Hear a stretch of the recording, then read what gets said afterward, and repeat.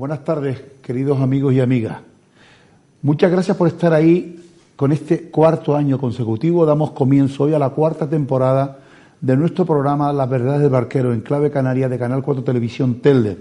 Y les doy las gracias por su fidelidad y por su seguimiento de este programa, que solo pretende ser un vehículo de información y de formación también en algunos aspectos para toda nuestra población de Gran Canaria, que nos ve y nos escucha desde todos los rincones de la misma. Como saben ustedes, nuestra televisión tiene algunas zonas de oscuridad donde no se nos escucha, no se nos ve, pero pueden ustedes seguirnos a través de la red de redes www.canal4tvtelde.es desde cualquier parte de la isla o del mundo. También saben ustedes que nuestro programa se repite mañana viernes a las 10 de la mañana y el sábado a las 9 de la noche, quiero recordar. También quiero recordarles que nuestro programa ha cambiado de horario. Nuestro programa ya no es de 9 a 10 y media de la noche. Ahora nuestro programa tiene un horario más, diríamos, más pronto, de 7 de la tarde a 8 y media, porque mucha gente me ve por ahí, me para y me dice: don Francisco, que ya no le estoy viendo su programa, ya lo quitó. No lo hemos quitado, lo hemos cambiado de horario hace un par de meses, de 7 de la tarde a 8 y media de la noche. Nuestro programa, como saben ustedes, es un programa en riguroso directo. Hoy es jueves, día 20 de septiembre de 2018, y son ahora las 7 y 7 minutos de la tarde, 19 y 7 minutos. Hoy tenemos una entrevista personal con una persona que sabe mucho de lo que va a hablar, y sobre todo porque es un magistrado de prestigio, es un magistrado de la sección sexta de nuestra Audiencia Provincial de Las Palmas. Me estoy refiriendo a don Carlos Bielba Escobar. Buenas tardes, don Carlos. Buenas tardes. Hemos traído esta tarde en esta entrevista a don Carlos Bielba Escobar para que nos hable de dos sentencias que ustedes van a recordar desde que yo les dé el nombre de esos casos. Caso Faicán, que se dio precisamente en este municipio de Telde, se produjo aquí esa presunta, ya no presunta porque ya hay absoluciones y condenas en esa sentencia, caso Faicán de Telde. Sabrán ustedes que destacadísimos miembros del Partido Popular, incluso dos exalcaldes, fueron acusados de apropiaciones y de, en fin, de estar, como se suele decir, metiendo la mano en el caso, pero ha resultado que no, que la sala los ha absuelto. Y don Carlos Bielba Escobar es miembro de ese tribunal que condenó a los que se conformaron con sus penas y absolvió a los que no se conformaron, y que el tribunal les dio la razón en cuanto a sus peticiones. También saben ustedes que esa sentencia es también tan famosa porque el ponente de la misma es el famoso caso del señor don Salvador Alba, que es también, aunque está suspendido, sigue siéndolo, pero está suspendido de sus funciones, era el miembro ponente de esa famosa sentencia, que luego saben ustedes que él remitió, dado que estaba enfermo, remitió su sentencia en sentido de voto particular, que fue, por supuesto, añadido a esa sentencia, y que don Carlos Bielba nos va a explicar de forma pormenorizada. ¿Para qué? Pues yo tenía mucho interés porque no se olviden ustedes que nuestra sede de nuestra televisión está en Telde, en este municipio, que es donde se ha dado ese caso Faicán. Luego en la segunda parte trataremos con menos profusión, puesto que él no forma parte de ese tribunal, pero que como jurista que es la conoce, del caso también eólico, que también fue otra acusación contra algunos altos cargos del Partido Popular, que también en gran parte de ellos resultaron unos condenados y otros absueltos. Por lo tanto, vamos a hablar de esas dos sentencias, de esos dos casos famosos, caso Faicán y caso eólico, que tanto ríos de tinta han dado motivo y que después de casi 13 o 14 años, ahora nos lo comentará don Carlos, pues han visto la luz de esas sentencias, que yo siempre digo que la justicia que es tan lenta no es justicia. Pero bueno, sabemos todos cómo funciona nuestro sistema judicial. Nuestro sistema judicial adolece de muchos medios materiales y humanos. La clase política no quiere que tengamos una justicia rápida y eficaz, y por eso no la apoya y por eso no la dota de los medios que ella necesita. Si la dotaran de los medios que ella necesita, tanto materiales como materiales, yo les aseguro a ustedes que estos casos no se producirían. También se produce diríamos, alargamiento en el tiempo, porque nuestro sistema judicial es un sistema muy garantista. Cualquier medida que adopte un juez tiene recursos, y esos recursos hay que estudiarlos y contestarlos y ajustarlos a derecho para que luego no puedan verse revocados por las instancias superiores. Y por eso nuestro sistema judicial tarda tanto en sentenciar, porque además usted sabe que nosotros gozamos de muy buenos abogados y de muy buenos también jueces, pero evidentemente todo el mundo se aprovecha de las lagunas legales y no legales que otorga nuestro ordenamiento jurídico para tratar de alargar o de favorecer a su vida. Por lo tanto, los que conocemos la justicia por dentro, no todo es achacable a la lentitud propiamente dicha. Influyen una serie de factores que, como ustedes verán ahora, según nos va a explicar don Carlos, influyen mucho en ese tipo de alargamiento. Don Carlos, ¿por qué tardó tanto ese caso Faicán en dictarse sentencia durante más de 13 o 14 años? La instrucción, en primer lugar, era una cuestión compleja. Estaban implicados políticos, estaban implicados empresarios, había que realizar muchas investigaciones. Los juzgados de Telde, si los de Las Palmas tienen pocos medios, los juzgados de Telde tienen menos medios todavía.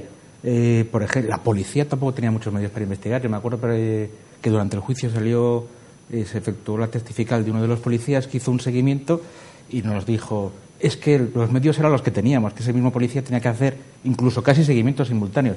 Claro, los medios eran pocos, los investigados eran muchos, son cuestiones complejas de investigar mucho documental, investigar cuentas corrientes. Luego también no es fácil encontrar hueco para un macrojuicio como este, porque en principio una vez evidentemente el juicio se aligeró bastante por las conformidades, pero en principio estaba previsto en nuestro juicio que se prolongase durante 3 meses. Encontrar ese hueco, coincidieron unas elecciones municipales, se consideró poco oportuno que durante el transcurso de la campaña electoral... Para que no se hiciese uso contra el Partido Popular en esa campaña. No contra el Partido Popular. Sino... No, me parece bien lo que se hizo. Pero no es... Porque no dar chance para que se hiciera uso de ese juicio. Porque no solo estaba el Partido Popular, también estaba Ciuca y puede que hubiese otros miembros. No es cuestión que los juzgados entremos en campaña electoral. Entonces, yo creo que por la parte de la presidencia se optó por retrasar el juicio, a mi juicio, valga la redundancia, de forma muy acertada. Porque, lo que digo, no es cuestión de entrar en campaña electoral. Yo estando en Fuerteventura me acuerdo además que interpusieron una querella o presentaron una denuncia en frente a un alcalde en plena campaña electoral o poco antes. Yo decidí paralizar la instrucción, una víctima de la providencia, paralizando la instrucción en tanto se resolviera la campaña, se produjera las elecciones. Luego, esa decisión me pareció acertada. Que luego, esa decisión de dilatar fue lo que menos retrasó el juicio. Luego, claro, en el momento que un juicio es muy largo, tienes que cuadrar muchas cosas. Tienes que cuadrar que los abogados no tengan otros juicios, que nosotros mismos no tengamos otros juicios. Entonces, son muchas causas. Múltiples factores. Sí, pero que parte todo de la base de la complejidad de la instrucción. Bien. Le preguntaba que por qué había tardado tanto, ya nos lo ha explicado usted. Lo que hay mucha gente que no entiende, y voy a empezar por el fallo. Ya lo sabíamos antes del fallo, puesto que los medios de comunicación se encargaron de ponerlos en conocimiento de toda la ciudadanía. ¿Por qué en un caso como este, don Carlos, hubieron muchas personas, creo que el número de 21, se conformaron con la pena que pedía el fiscal mediante la oportuna rebaja? Eso es perfectamente lícito, usted ahora lo va a explicar. Sí. ¿Y por qué luego ustedes, a las mismas personas que estaban implicadas en los hechos, los absuelven? Yo eso quiero que nuestra audiencia se lo explique usted en palabras muy lisas y llanas para que todo el mundo lo entienda. ¿Pero qué te estás refiriendo? ¿A los mismos 21 que se conformaron? Sí, a los que se conformaron, ¿por qué se conformaron y admitieron penas de cárcel? Y los 7 que no se conformaron fueron absueltos. Vamos, estando todos metidos en la misma trama. Claro. Porque era la misma trama, sí, exactamente. ¿No? Hay que partir de la base de un dato que, por desgracia, en este país se olvida siempre, que es la presunción de inocencia. No, el acusado no tiene que demostrar su inocencia, sino que es la acusación la que tiene que demostrar su culpabilidad. La fiscalía. En este caso, la fiscalía o la acusación particular, correcto. Correcto. Si la fiscalía presenta pruebas de cargo, como hizo en este caso, efectivamente presentó pruebas de cargo, si las pruebas de descargo que presentan los acusados son más fuertes, son más poderosas, tienen mayor capacidad para convencer al tribunal, pues hay que absolver. Vale, aquí tenemos 20 más 1, porque uno se conformó durante el juicio, condenados y 7 absueltos. 20 condenados conformes con la pena fiscal rebajada. 20 más 1, porque uno se conformó 20 durante más 1, sí, correcto, 21. Sí, pero es que no es lo mismo. Los 20 mismo, sí, que no hubo juicio y el uno que se conformó porque salió una grabación y... Sí, era él. Y era él, no, es que sobre la marcha le dijo a su abogado, todavía me puedo conformar. Más 7 absueltos, vale. Empecemos por los 21 que se conforman. Los 21 que se conforman demuestran una cosa, que la instrucción fue acertada, que la labor de la policía fue acertada y que la labor del Ministerio Fiscal fue acertada. Son 75% de los acusados que resultan condenados. Parece un... O sea, que eso, don Carlos, perdóneme que le interrumpa, eso que la prensa hay, sobre todo una determinada prensa, que todos sabemos cuál es, aireó de que todo era un tema político, que ahí no había nada, que eso había sido todo dirigido desde un Ministerio de Justicia determinado, eso no fue verdad, puesto que ha habido conformidad en la ejecución de esos delitos. Evidentemente, yo no sé qué es lo que dijeron esa determinada prensa. Lo que sí que sé es que la justicia española no seguía por lo que diga la prensa. No, por lo que diga la prensa no, por supuesto, pero por lo que digan los políticos menos todavía. Porque igual por lo que diga la prensa somos más cuidadosos en utilización de las palabras, pero porque un determinado político le diga a un determinado fiscal o a un determinado juez, uy, aquí hay que investigar que nos van a ganar las elecciones, ya les digo yo desde ahora que es imposible. Absolutamente imposible. Eso no se puede hacer. Ni se hace ni se puede hacer. Pues se puede hacer, pero no tiene virtualidad ninguna. Igual alguien tiene la tentación de hacerlo, algún político descreído tiene la tentación de hacerlo, pero yo no conozco ningún juez, ningún fiscal que se pliegue a esas maniobras torticeras. Vamos, eso es evidente. A mí no me ha pasado nunca, ni conozco a nadie que lo haya hecho y difícilmente lo encontraremos en la justicia española. Bien, entonces esos 21 se han conformado. El fiscal, acertadamente, también según mi punto de opinión, hizo una rebaja considerable porque hay que tener en cuenta que son hechos de 2003, 2004, 2005 y se juzgaron en 2018. Son 13 años de instrucción que da para una severa disminución de la pena. Entonces, esos 21... Por retraso en el juicio, fundamentalmente. Efectivamente. Entonces, esas 21 personas consideraron que había pruebas de sobra para resultar condenado. Entonces, dice, entre conformarme con una pena... bien, que es aceptable, que no es tan severa como la que... no voy a la cárcel, sobre todo porque menos de 2 años no van a la cárcel y no tienen antecedentes penales. Ahora vamos a eso de los menos de 2 años, porque siempre hay una confusión en el derecho, en la ciudadanía, que es bueno aclarar. Pero esas personas dijeron, entre la disyuntiva de someterme a un juicio que no sé cómo va a acabar, porque nosotros siempre decimos, un juicio sabemos cómo empieza, pero no sabemos cómo acaba. Tenían unas penas asumibles, según su punto de vista, según el punto de vista de sus abogados, pues prefieren someterse a eso porque entienden que hay pruebas que pueden determinar su culpabilidad. Y efectivamente se conforman. Pero que eso, don Carlos, perdóneme, prueba que efectivamente hubo corrupción en el caso Faicán. Por lo menos con esos 21. Evidentemente. Por lo menos con esos 21. Evidentemente, hubo corrupción, vale. Si no, no hay condena. Sino alguien que sea completamente que sea completamente inocente, por muy liviana que sea la pena que le pidan, no se va a conformar. No se conforma, ¿verdad? Eso es lo normal. Eso es lo lógico, lo normal. Yo no me voy es que luego, vamos a ver. Como se suele decir en el argot, no me voy a comer un marrón que no tengo derecho a comer. Pero pon que me voy a comer el marrón, me voy a evitar el juicio, me como el marrón, me piden 6 meses de prisión, 6 meses de prisión, vale. Y de repente el día siguiente me pillan conduciendo bajo los efectos del alcohol, otra condena, o cualquier cosa, de repente empiezo a cumplir condenas. Si yo soy inocente, yo no me conformo, eso es evidente. Claro. Antes de que se me olvide, lo de los 2 años de prisión, hay un artículo, el artículo 80, antes del artículo 87, que dice que cuando la pena es inferior a 2 años de prisión, se carezca de antecedentes penales, se peguen las responsabilidades civiles, podrá. Es facultativo del juez. Es una facultad del órgano encargado de la ejecución, que generalmente es el órgano de enjuiciamiento, efectivamente. Pero no es que sea automático, lo normal es que no se ingrese, pero se puede ingresar. Claro. Isabel Pantoja tuvo una pena inferior a 2 años de prisión y cumplió la pena, ingresó en prisión. O sea que no es siempre así. Y luego tenemos los otros 7 que resultaron absueltos. Había indicios, porque si no hay indicios el fiscal no los lleva a juicio, ni el juicio instructor acuerda la apertura del juicio oral, ni nosotros abrimos el juicio oral, pero esos indicios se vieron superados ampliamente por las pruebas de descargo. Y la presunción de inocencia, que es la que rige, determinó que efectivamente eran inocentes. ¿Que había indicios para ir a juicio? Sí, los había, evidentemente, y serios. También pudo influir, no digo que influyera, el desgraciado suicidio de la señora Torres. Digo desgraciado desde el punto de vista de su familia. Claro. Porque una de las pruebas principales era la famosa libreta. Entonces, no sabemos qué decía esa libreta en realidad. Sí, un poco pasa como con los casos, ¿se acuerda usted?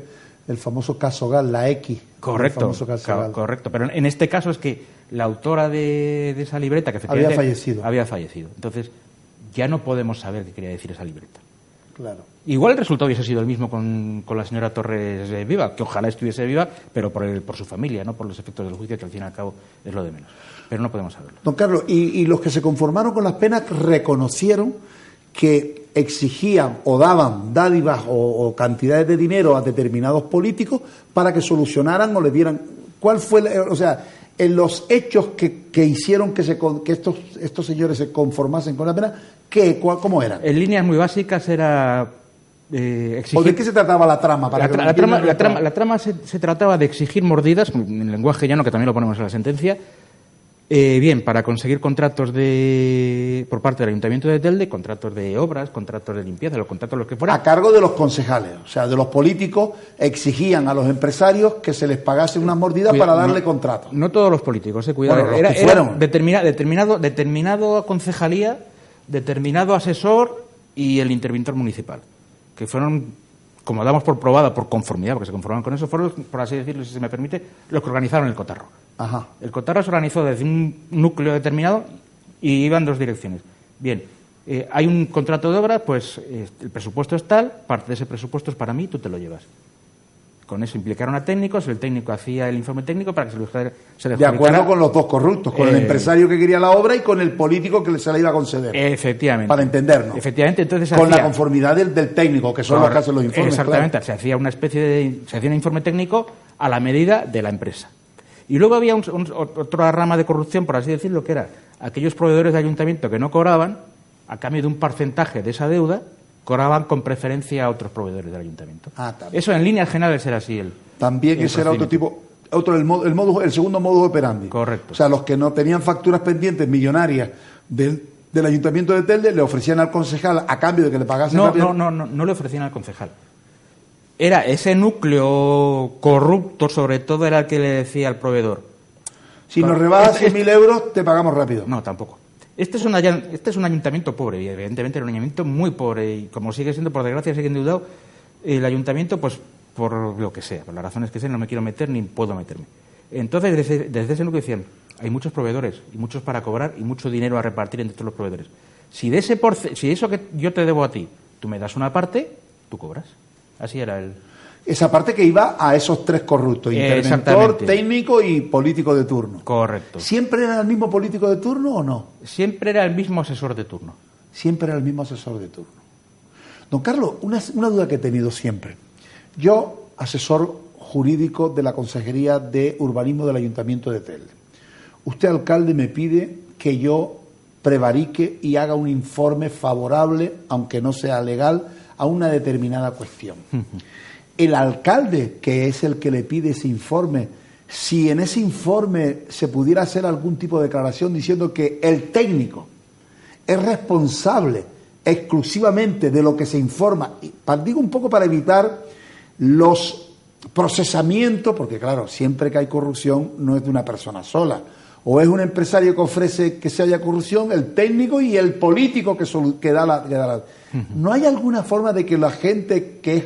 Porque muchas veces se corrompen a través de los técnicos, a lo mejor el político de turno no sabe que ahí debajo de esa cuestión hay una corrupción, un informe intencionado. ¿Qué forma tendría un político de obviar ese tipo de responsabilidad cuando no ha tomado parte en esa corruptela? Claro, luego en el juicio oral se puede determinar que no tuvo parte. No, eso es un argumento muy repetitivo siempre. Yo es que solo soy el alcalde o solo soy el concejal y firmo lo que me dan.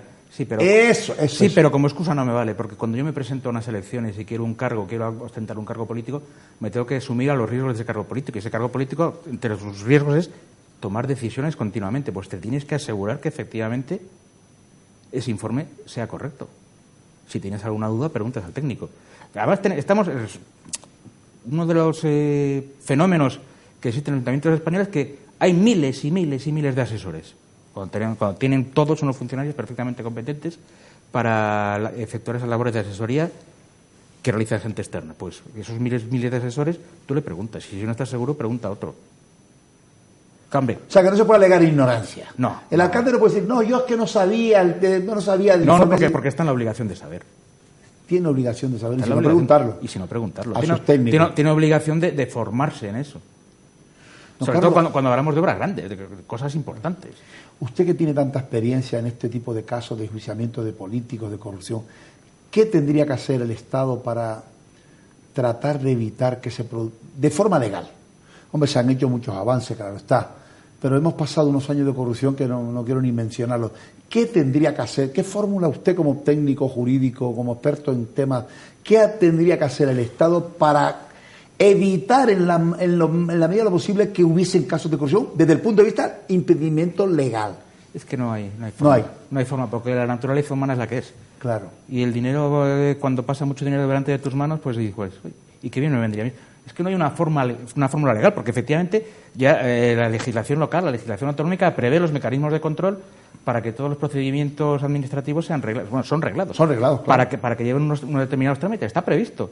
Lo que pasa es que, claro, que si el que tiene que velar por la regularidad del procedimiento no vela por él, el Estado o la provincia, nadie puede hacer nada en la comunidad autónoma. Porque las normas administrativas son bastante claras. En materia de urbanismo, o se concede la licencia o no se concede, pero no se concede porque quiera o porque no quiera, sino porque me lo dice el procedimiento, porque me lo dicen las normas. Yo, para dar la antigua célula de habitabilidad, por ejemplo, o se concedía o no se concedía. Claro. ¿Pero por qué? Porque había informes que eran favorables o eran desfavorables.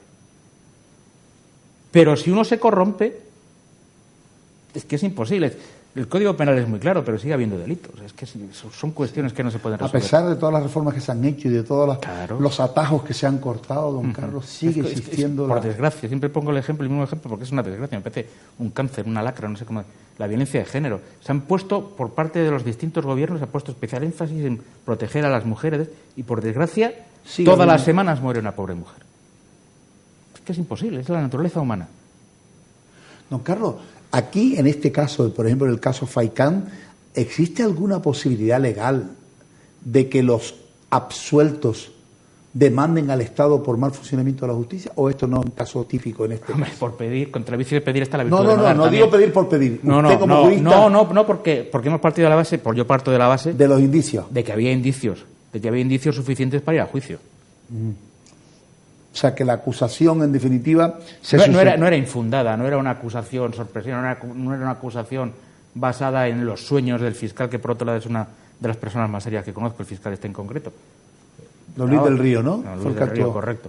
Fiscal anticorrupción. Pero además, el escrito de acusación está muy fundado. Este es un escrito de acusación muy serio. Bueno, de hecho, hubieron 21 condenas de 28. Es que el 75%...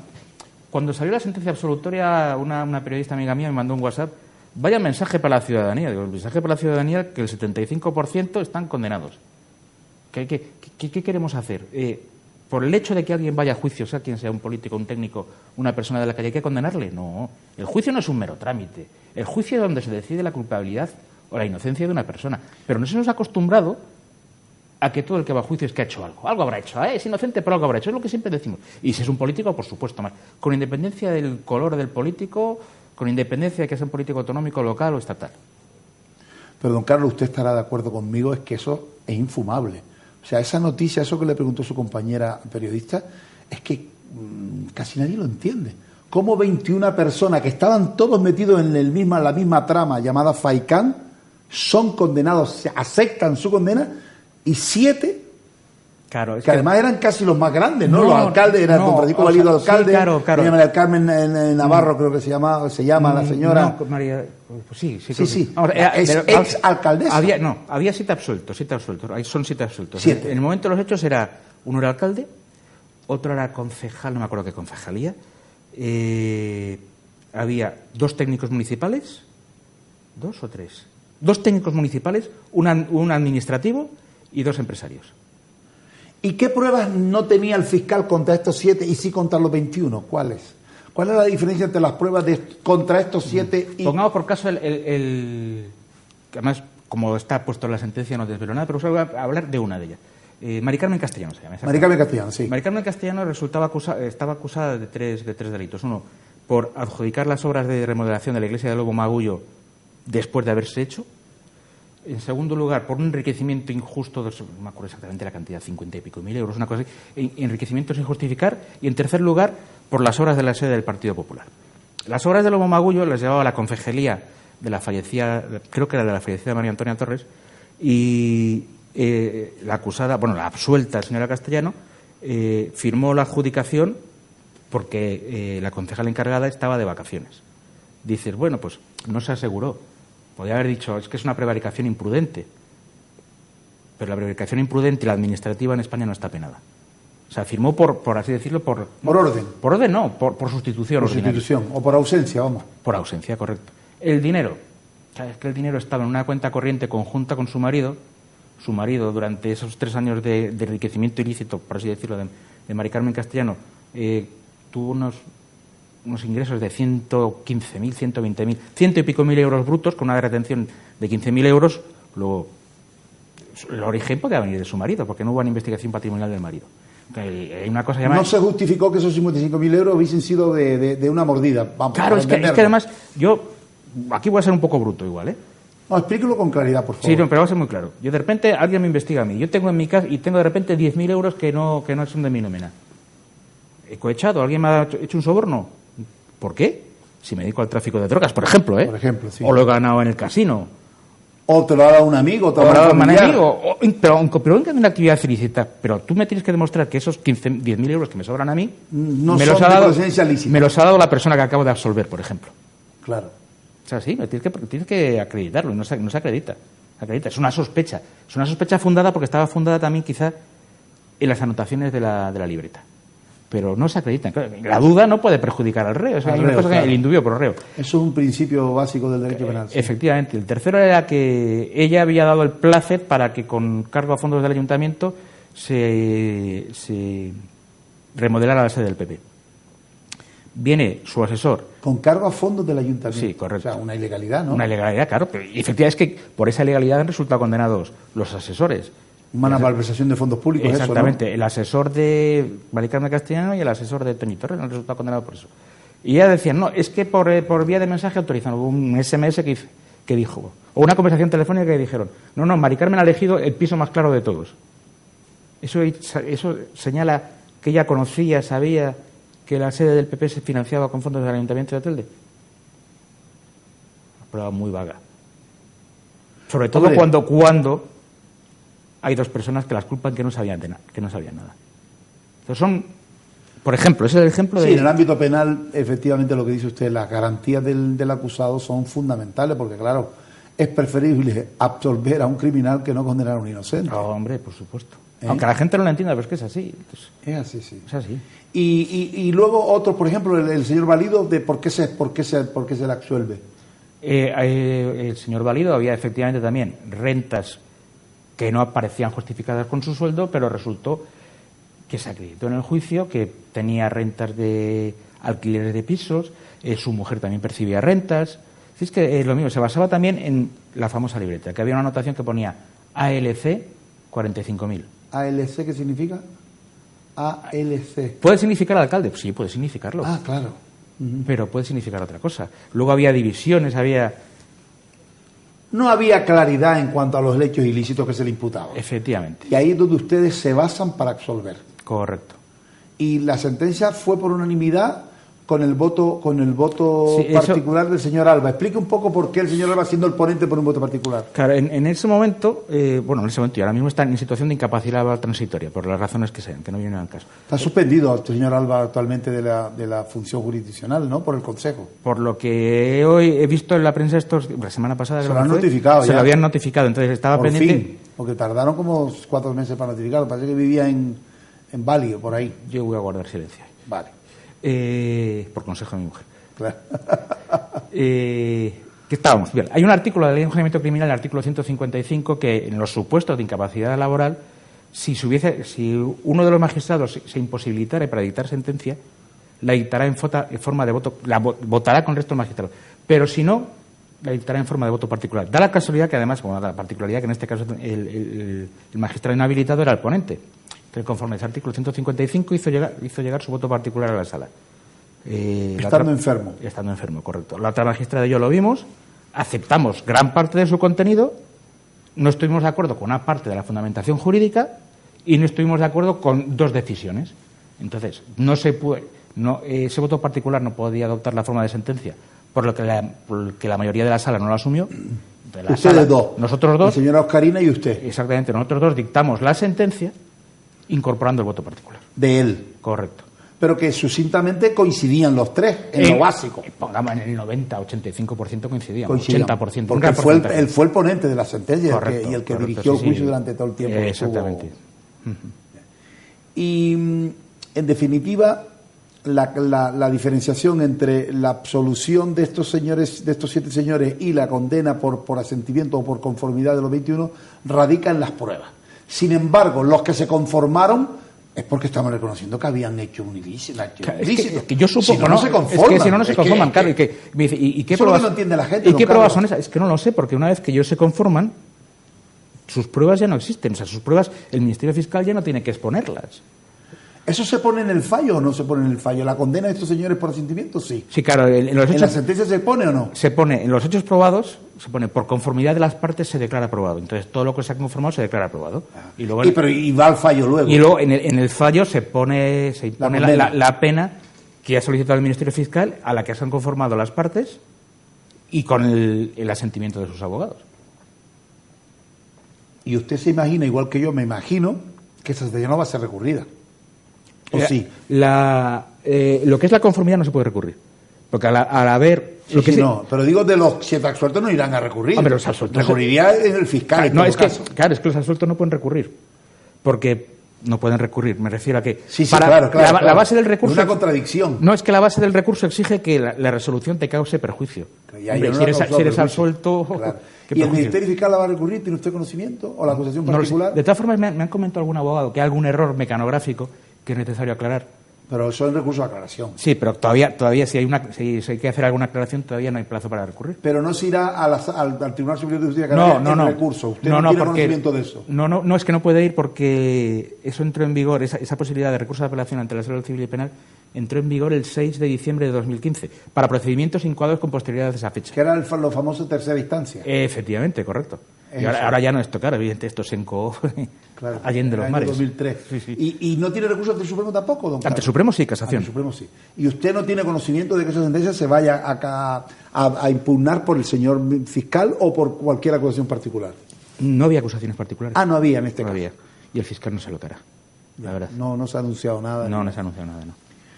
Es curioso porque ya digo, sobre todo en este municipio donde se produjeron los hechos, en el Ayuntamiento de Telde, que como sabe usted es una de las ciudades más importantes de nuestro archipiélago. Municipio en el que yo resido también, ¿eh? Exactamente, que usted vive aquí también, en esa zona tan bonita de La Garita. Que, don Carlos, lo que nos llamaba la atención, y era uno de los que más interés tenía yo que usted viniese aquí a nuestro programa, era para que usted aclarase, dado que lo ha hecho muy bien, esa incongruencia, entre comillas, de que 21 personas se hayan conformado con la pena y 7 hayan sido absueltos. Sobre todo, usted sabe que... Sí, sobre todo va por 2. En este país... Sí.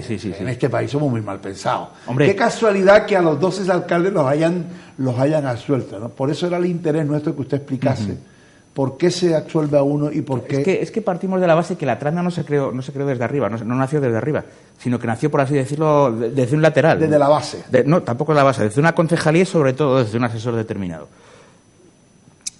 Puede decir, ¿y cómo el alcalde no sabía nada de esto? No sabía nada de esto. Cuidado, igual sí lo sabía, ¿no? Igual sí lo sabía, yo no puedo decir que no. Pero las pruebas no me han dicho que lo supiera. Claro, nadie probó que lo supiera. Y si las pruebas no me dicen que lo sabía, yo no lo puedo condenar. Yo ha habido veces que digo, no me refiero a este caso, en otros casos, has sido tú, lo sé que has sido tú. Pero las pruebas me obligan a absolverte, y lo sé. Pero es así, el derecho penal español se rige por unos principios, y no nos podemos saltar a la torera en atención a la circunstancia de que uno sea político o no sea político. Claro, usted no puede dictar sentencia por quién es, sino que me pruebe usted sobre esa persona y yo con base a esas pruebas pues condeno o absuelvo. Un poco, y vamos a terminar la primera parte del programa, don Carlos, ya llevamos, pues mire usted, llevamos 35 minutos hablando. Usted es de verbo fácil y le gusta hablar igual que a mí, o sea que no hemos juntado dos conversadores buenos. Don Carlos, un poco viene a pasar esto como la famosa sentencia de la manada, que nadie en España ha entendido y que vamos a ver qué dice el Supremo, porque yo he oído... Primero tiene que hablar el TSJ, porque en la sentencia de la manada... Sí, tiene que ir al TSJ luego y luego al Supremo, correcto. Porque sí está la tercera instancia. Don Carlos, es un poco lo que pasa con esa sentencia, que nadie entiende cómo nos acusaron a esta gente y se condenaron por abuso sexual y gran parte de los juristas, al menos de los que yo he oído, que me he leído algunos, pues dicen que hay que esperar al Supremo y que con mucha posibilidad el Supremo ratifique la sentencia. ¿Usted qué opina del tema ese? Bueno, es que antes en España, hasta el Mundial de Rusia, en España había solo juristas. Desde el Mundial de Rusia también hay seleccionadores nacionales en toda España. Pero todo el mundo sabía de derecho, todo el mundo sabía. Y... Sobre todo los periodistas. Sí. Hombre, al final los periodistas... Bueno, y los políticos sobre todo. Claro, pero los periodistas no es que sepan o no sepan, sino los periodistas hacen eco de lo que hay en la calle. Y la frase que había en eso de, nosotros sí que te queremos, el tribunal también, la mayoría del tribunal querió esta pobre cría, y efectivamente consideraron que hubo abuso sexual o agresión sexual. Lo que yo creo que en su momento ya lo dije, cada vez que he tenido oportunidad lo he dicho, el que fue más cabal, en este caso, fue el abogado de la acusación particular que dijo, mire, que las han metido 9 años de prisión. Que 9 años de prisión es un rato. Son muchos años. Es un rato. El tribunal consideró que no había agresión sexual, sino que había abuso con prevalimiento. La pena máxima era de 10 años. Se les impusieron 9 años de prisión. Entonces, que luego el Supremo considere, porque va a ser más complicado por el sistema de recursos que el TSJ varía la sentencia, si es por el error de la valoración de la prueba, pero el Supremo... Porque el recurso ese de apelación, don Carlos, es un recurso especial, no se puede volver a revisarla, no se pueden, no es un nuevo juicio. No es un nuevo juicio. Es revisión del derecho aplicado. Es revisión con arreglo a las pruebas efectivamente, revisión de la que constan en la sentencia. Pero claro, si el recurso se basase, por ejemplo, en un error en la valoración de la prueba, la capacidad del Tribunal de Apelación es muy limitada. Claro. Muy limitada. Porque además son pruebas personales, casi todas. Esa limitación no la tiene el Supremo. El Supremo sí que puede entrar a valorar más. Entonces, claro, hay que esperar a lo que diga el Supremo. Pero como siempre, hay que esperar a lo que diga el Tribunal Superior y acatar lo que diga el Tribunal Superior, nos guste o no nos guste, porque también en España estamos muy acostumbrados lo ha dicho el Supremo, lo que sabrá el Supremo. Sí, porque todo el mundo se apunta a jurista, eso es verdad. Claro, en este país somos muy dados a ser seleccionadores. Porque decía, éramos todos seleccionadores nacionales, de repente fuimos todos juristas. Y desde que echaron a Lopetegui y metieron a Hierro, hicimos el ridículo en Rusia, somos todos otra vez seleccionadores nacionales. Sí. Y yo o sea, que usted piensa que esa sentencia en la primera instancia ante el Tribunal Superior de Justicia de Navarra puede tener dificultades para ser casada, pero en el Supremo... Es más complicado. Más complicado. Sí. Pero es más complicado por el sistema de recursos. Por la legislación española, que ha modificado el sistema de recursos de apelación, ha establecido determinados requisitos, artículos 790 y siguientes, y dependiendo de los motivos de apelación que haya, el Tribunal de Apelación, que se esgriman, motivos de apelación que se esgriman, el Tribunal de Apelación tiene más o menos facilidad para revocar o confirmar la sentencia. Pero en todo caso siempre hay que esperar lo que diga el Supremo.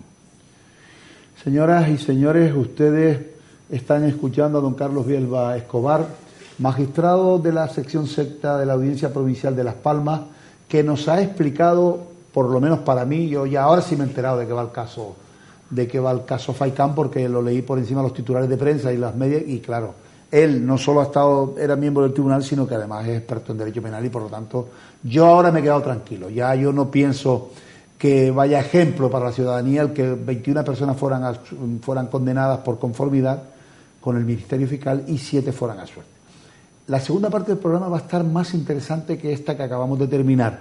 Son las 8 menos cuarto de la noche. Vamos a estar 5 minutos para publicidad y por favor no nos abandonen, que vuelvo a repetir la segunda parte. Vamos a abrir también los micrófonos para todas aquellas personas que quieran hacer alguna pregunta a nuestro invitado, lo puedan hacer, y ahora cuando empecemos el programa va a salir el número de teléfono de nuestro teléfono para que puedan llamar y hacer las preguntas en directo. Muchísimas gracias y hasta dentro de 5 minutos.